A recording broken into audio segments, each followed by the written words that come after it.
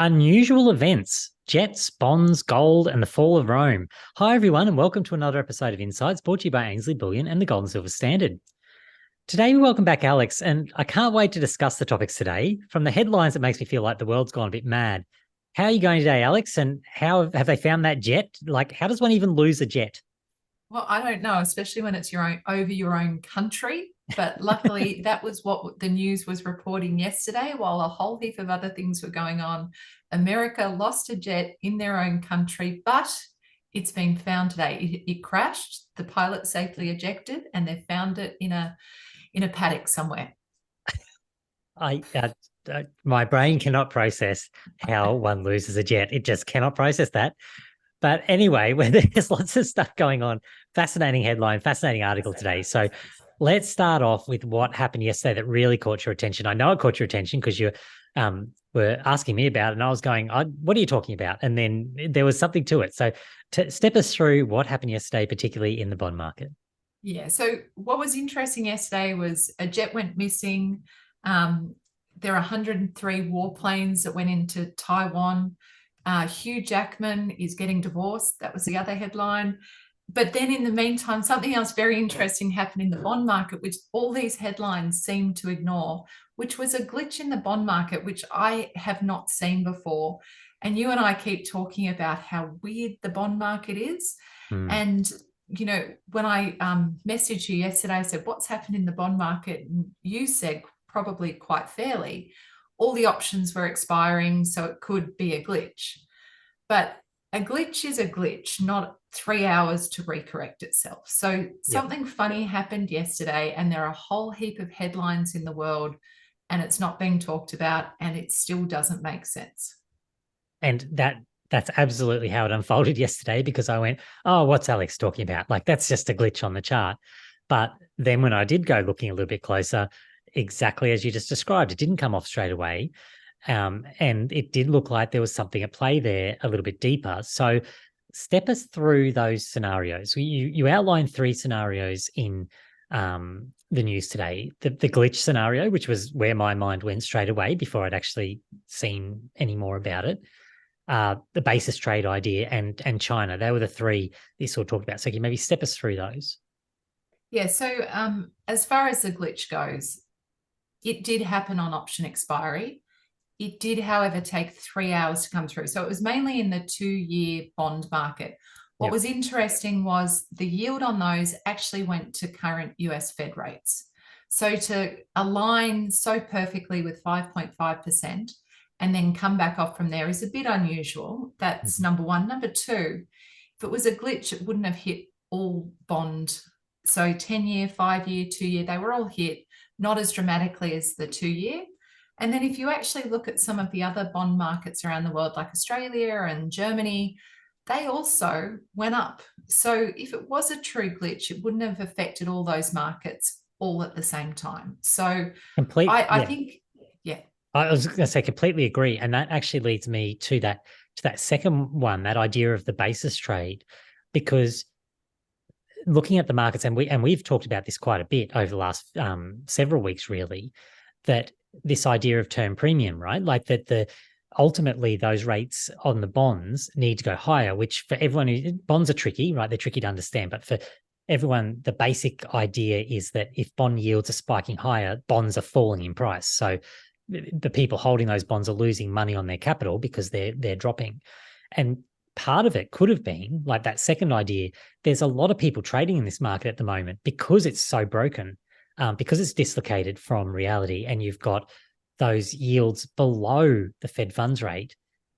That for them to spike up means that it could be on the back of just very large trades going on, because there are people shorting the market, there are people long the market. There's so much uncertainty. But the real risk of that I see is that if it gets unruly and explodes higher, that's when we end up on the edge of some sort of financial crisis. And that is sort of what happened with the glitch yesterday, right? And the Federal Reserve, interestingly, 5 days ago released an article saying, this is the shortest position in the market because of these hedge funds arbitraging it. Hmm.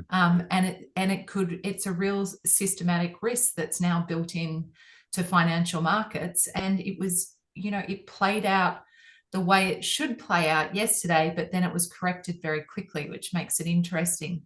And I guess we'll see soon if it was a correction, because really someone would have had to have come in to buy those bonds, and there's speculation that it could have been the Fed jumping in. So it'd be interesting to see their sort of balance sheet. If that is, we're back in QE in a different form or disguise. We're back in that idea of yield curve control. It's the start. It could be the start of something. The third one there was China. Like, that's something that we've also been talking about a lot. Can you sort of tell us what that might be about as a scenario of what was going on there? So we all know that the US is now at about 33 trillion in bonds, and don't really know who's buying them, because we know more who's selling them. So China has been aggressively selling them over the last year. So they've gone, and probably to support their currency as well. So, they've needed to do it, but they were sitting at about 1.3 trillion. They're now down to 800 billion. And it's some interesting dynamics going on in the Chinese market right now. The Shanghai Bullion Exchange, which is purely a physical exchange, is trading at $120 an ounce in gold. China last month bought around 29. That's a premium, isn't it? So that's saying per ounce. What does that mean? That means that. So if from Ainslie right now you needed to buy your 1 ounce gold, and the market's at 1950, there'll be a premium that Ainslie sells it at, and that's a retail premium. That maybe is, I don't know, $50 an ounce. Well, on Shanghai Bullion, which is a wholesale market, their current premium is $120 an ounce. So that's a very important piece of information, isn't it? Yeah, there's a misbalance, right? There's a physical market misbalance compared to a paper market, which is what we all trade on. And then China bought around 29 tons of gold last month. So they are stocking up and selling down treasuries. Now, what's interesting about that is this morning, Yellen did an interview where she had said that it would be disastrous for the US to decouple from China. So when one of the possible scenarios is that China sold some of the bonds, which drove the yields up, because like you said, bonds and yields go the opposite direction. So if China was the person or the country selling, that spike would happen. And you've got China really knuckling down on gold at the moment. So maybe that is what's going on. But it's pretty compelling. They're all kind of compelling arguments, and there might be a little bit of truth in all of them, to be honest, because you could have something that started off as, a glitch in quotes, that prompted more selling from those in those sort of doing it from a technical perspective in those markets, aggressively trading, and it could have been sparked by triggered China. Some short stops. Yeah, absolutely. So absolutely, you could have all of them actually be part of what happened. Yeah, except maybe a glitch, but anyway, that's fine. Well, yeah, I'm just throwing that in because that's what I jumped to. That was the first conclusion I jumped to, so I'm just trying to make that seem like maybe it is, but no one can prove that it is so far. So that's, you'd think right now there'd be something saying it was definitely a glitch because A, B, C, D, but you've just got people saying no, not a glitch. Yeah, no, that's fair enough. I'll accept. I need to look a bit closer before jumping to conclusions. Turning topic slightly, excellent sort of piece at the end talking about the fall of Rome, and it really just wraps it all up nicely. So this was something that you had found was actually a bit of a trending narrative that's going on at the moment. Can you explain the background of this concept of the trending fall of Rome idea, what it means, and what it potentially is telling us? So my brother-in-law is a big millennial and he loves all of this stuff. So last night at dinner, we were talking about it and he was asking everyone at the table, have you thought about the fall of Rome? Which I thought was very weird until he showed me the TikTok videos where everyone is talking about the fall of Rome. And so there's a thing where real men think about the fall of Rome every day. So people, you and I have spoken about this before. When there's a feeling around, generally go to the greater community to try and understand that it quite often paints a whole picture, not a part of a picture. And a lot of people are starting to talk and think about the fall of Rome, which is the end of the empire. And they're talking about it in the context of what's going on in America, Europe, all the immigration, the financial markets, the moral corruption in politics, which is what they say brought down Rome. And everyone's talking about it and thinking about it now. And things like, you know, what's happened with jets going missing and fighter jets in Taiwan. And, you know, there's a lot of stuff going on and a lot of stuff that's not being reported now that, you know, is leading to what looks like a credit event.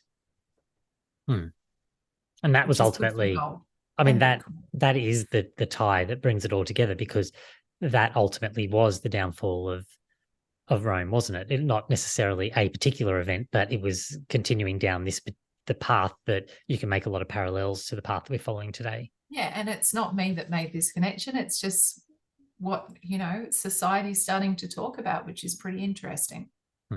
It's dangerous to not be paying attention when the group starts thinking a certain way, for sure. That's it. Yeah. Well, Alex, thank you for all of that today. Really interesting one. Lots of stuff going on there. They found their jet, not all in one piece. It was a hard landing, though. It was a hard landing. So, as you pointed out in the article, maybe that's a bit of an ominous sign for what's coming for the economy. Thank you for that.